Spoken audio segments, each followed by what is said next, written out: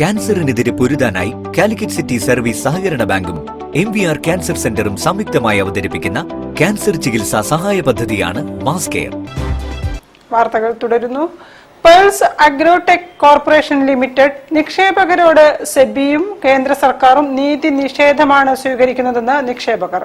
ഇതിനെതിരെ സ്വാതന്ത്ര്യദിനത്തിൽ GST ഓഫീസിന് മുന്നിൽ ഉപവാസം നടത്താനൊരുങ്ങുകയാണ് നിക്ഷേപകരും field associates. The work with regard to the disposal of the land and disbursement of the proceeds to the investors be completed as soon as possible and preferably within 6 months from today. ഈ വിധിയുണ്ടായതിനു ശേഷം 6 മാസത്തിനകം നിക്ഷേപകരുടെ പണം ഈ കമ്പനിയുടെ ആസ്തികളൊക്കെ തന്നെ വിറ്റ് നൽകണം എന്നുള്ളതാണ്. PCL നിക്ഷേപകരും ഫീൽഡ് അസോസിയേറ്റ്സുമാണ് മാനാഞ്ചിറയ്ക്ക് സമീപത്തെ കേന്ദ്ര GST ഓഫീസിന് മുന്നിൽ ഉപവാസ സമരം നടത്തുക. PCL FAU and investors association ജില്ലാ കമ്മിറ്റിയുടെ നേതൃത്വത്തിലാണ് സമരം.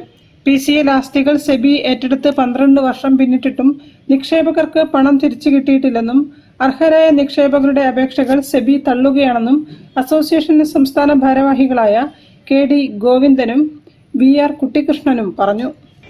അപ്പം ഇത്രയും കാലമായിട്ട് നിക്ഷേപകരിൽ 50,000 കോടിയോളമാണ് നിക്ഷേപകർക്ക് തിരിച്ചു കിട്ടാനുള്ളത്.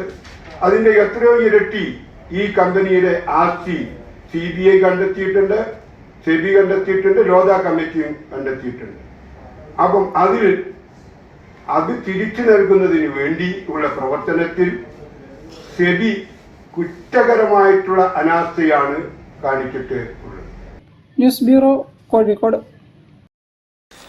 മാവൂർ റോഡ് സ്മൃതി പഥത്തിൽ ഇനി മുതൽ 24